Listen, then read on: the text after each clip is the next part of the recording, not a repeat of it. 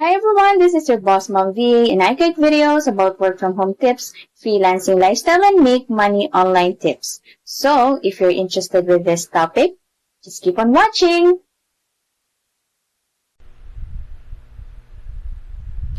Hi everyone! Welcome back to my channel. If you're new here, I'm Mami Jackie. I share tips and tutorials about working from home as a freelance virtual assistant. Today, I'll show you how to make email and chat support simple and professional, skills every newbie virtual assistant must master. So kung interesado ka na, then let's dive in. Newbie virtual assistant ka at naghahanap ka ng service na pwede mong i-offer sa client kahit wala kang experience, masasuggest ko tong email support or chat support. So, why newbie virtual assistant should offer email and chat support? These are the reasons kung bakit maganda tong kumbaga entry level mo as a newbie virtual assistant. Number one is that it is high demand, especially sa mga online business owners, mga e-commerce business owners, is talagang palagi silang naghahanap ng virtual assistant to handle their email and chat customer support. Next is beginner friendly. Like I've said, is that hindi mo kailangan maging expert dito. Kailangan mo lang ng basic skills, no? And itong mga skills na to is matututunan mo naman din online. And madali lang siyang matutunan. Next is builds core VA skills.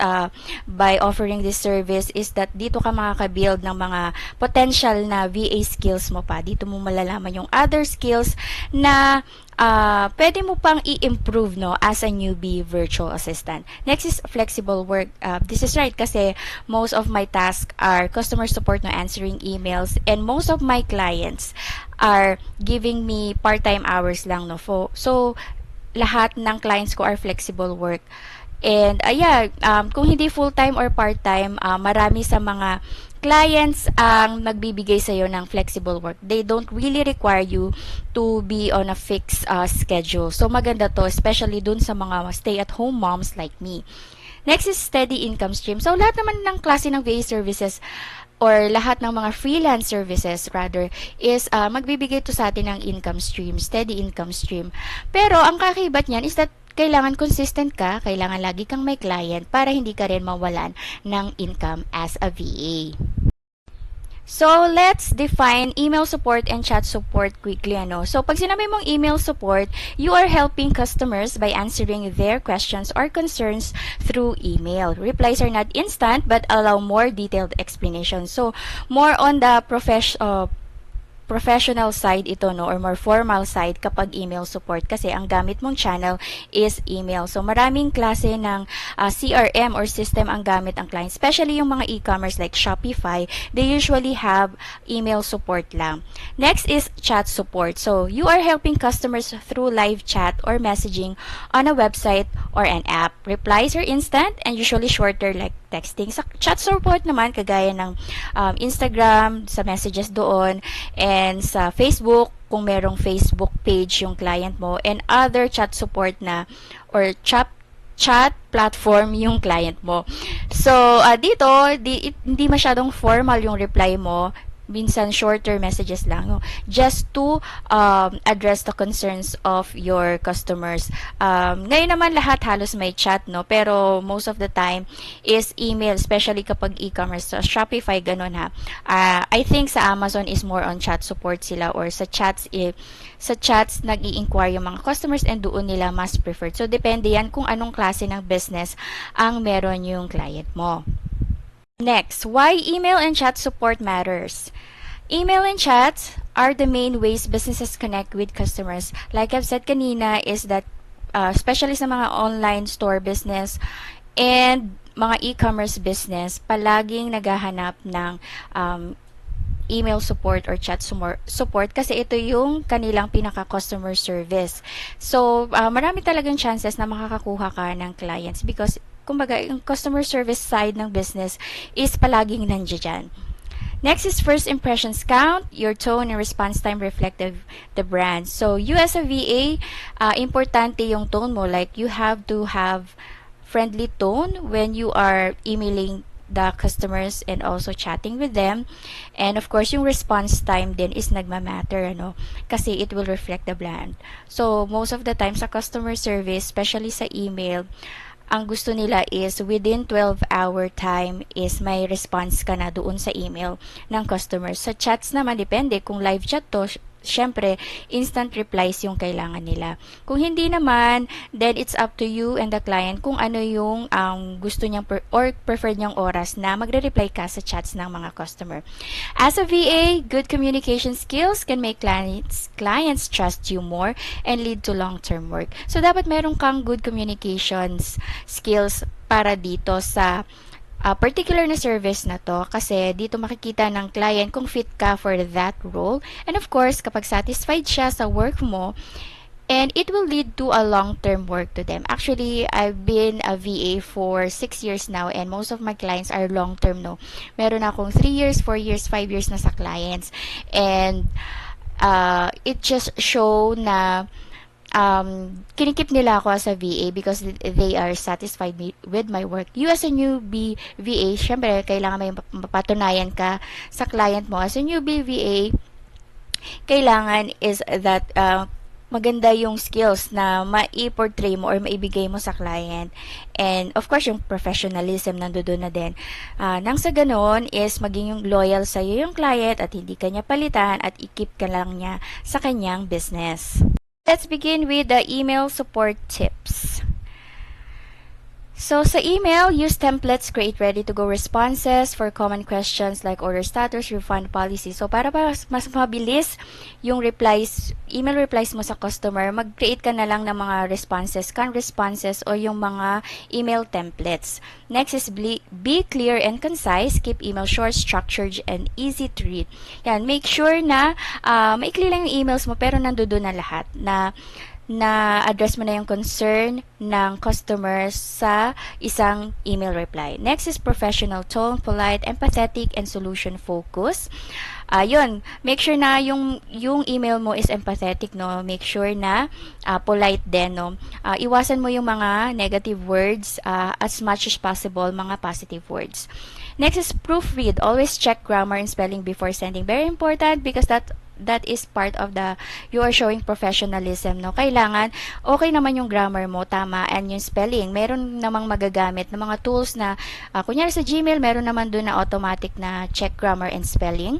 Pwede ka rin gumamit ng mga tools like AI, ChatGPT, Grammarly to check the spelling and grammar of your emails. Next is tools. Gmail, Canned Responses, Help Scout, or Zendesk. Ito yung mga iba't ibang platform ng email support na ginagamit yung client. May Gmail, may Help Scout, Zendesk, Help Desk. So, depende yan sa ipapagamit nila sa inyo. So, ito yung example of an email from the customer. So, dear customer support, I would like to follow up the status of my order. Could you kindly provide me with an update? Thank you. So, ito yung example ng isang professional na customer service email reply. Dear customer, for example, pangalan niya Cynthia. Dear Cynthia, thank you for your email. Upon checking on our system, I can confirm that your order is currently in transit. The estimated delivery time frame is 5 to 10 business days. For your convenience, you may track your order using the following link. So, bibigay mo yung direct tracking link. Should you have any further questions or require additional assistance, please do not hesitate to reach out. So, here, nandito yung greetings, yung first name basis kapag email.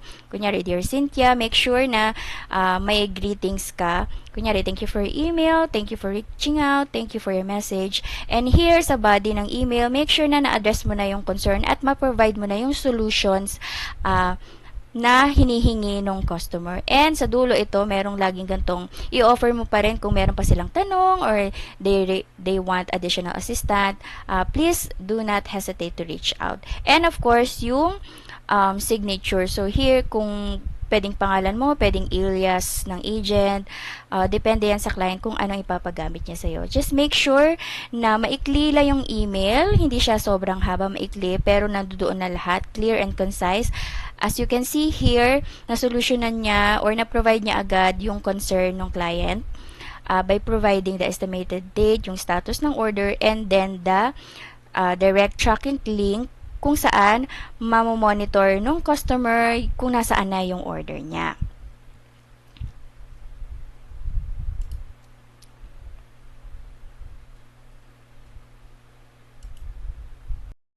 Next is for the chat support tips.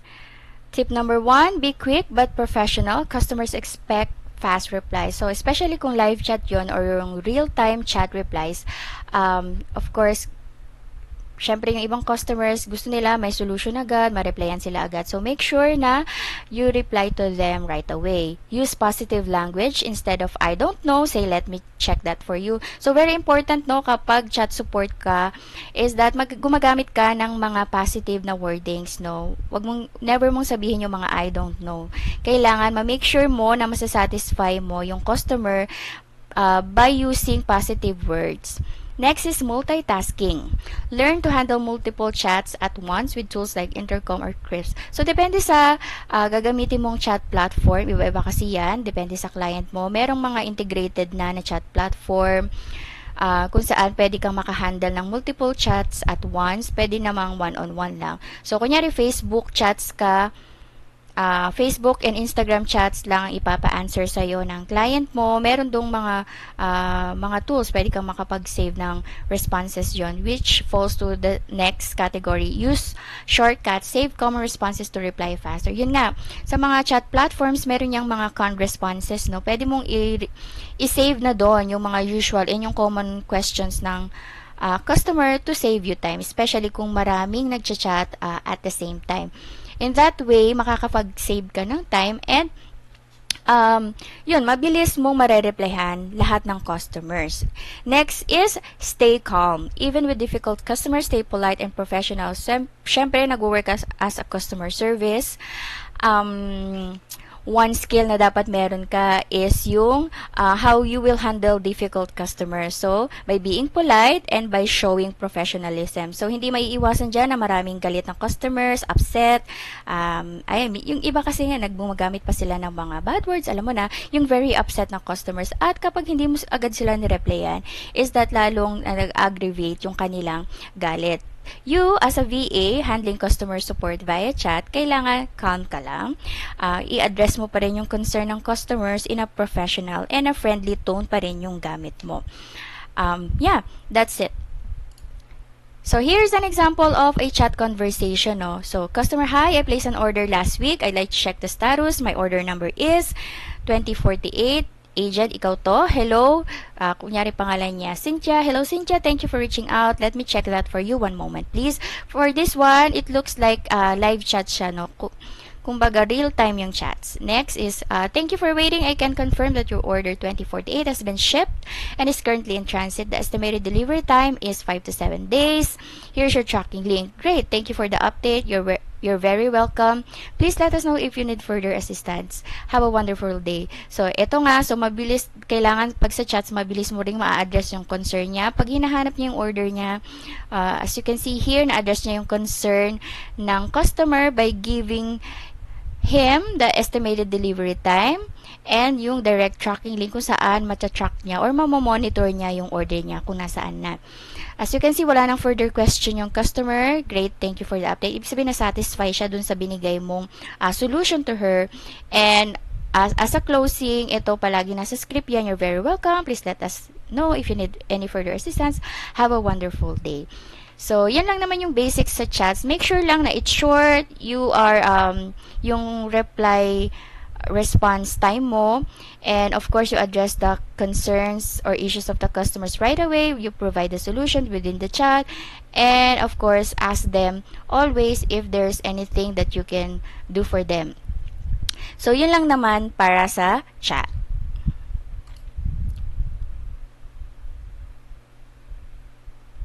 That's it for the email and chat support tips. For the bonus tips for your VA success, here are my tips for you. Always confirm with your client the preferred style of communication. So, iba-iba kasi yung client. Kunyari, e-commerce yung hinahandle mo sa kanya. May mga client na gusto nila friendly yung tone. Like, hindi masyadong formal. Like, gusto nila sa email, hey customer, I'm glad you're here. Yung mga ganong klase na ano. Meron namang gusto ng client is yung formal type na hindi gagamit ng mga masyadong exage na wording. So, depende yan sa client mo. Titimplahin mo muna. Tatanungin mo siya kung anong klase ng style of communication ang gusto niya para sa kanyang brand.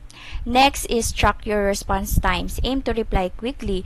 Of course, pag nakita ng client na mabilis ka mag-replies, kahit flexible yung time mo, kumbaga is nafa-follow mo pa rin yung instructions niya. Kunyari, within 12-hour time, within 6 hours time, ma-replyan mo yung customers via email or chat. Make sure na itatrack mo yung responses times mo, no? So, in that way, masasatisfy din sa'yo yung client mo na mabilis ka at fina-follow mo yung instructions niya. Next is keep learning. Take free customer service training courses online.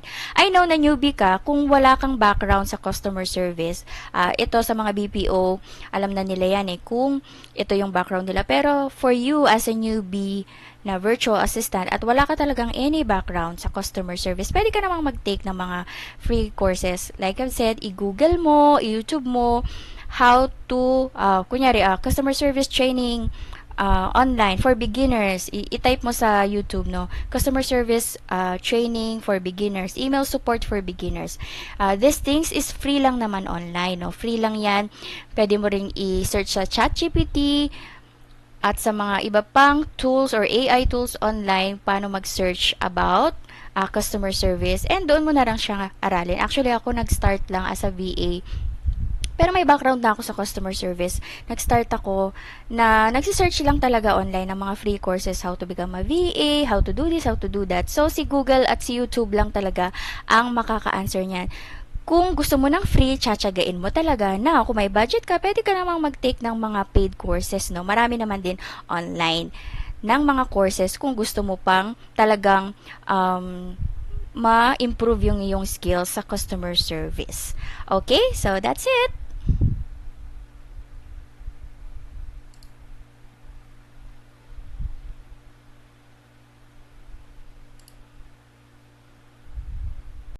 That's it for today's video. I hope na may natutunan kayo sa ating bagong video for today. And I'm inviting everyone, yung mga aspiring VA dyan, yung mga VA moms, work from home moms, and freelancer moms.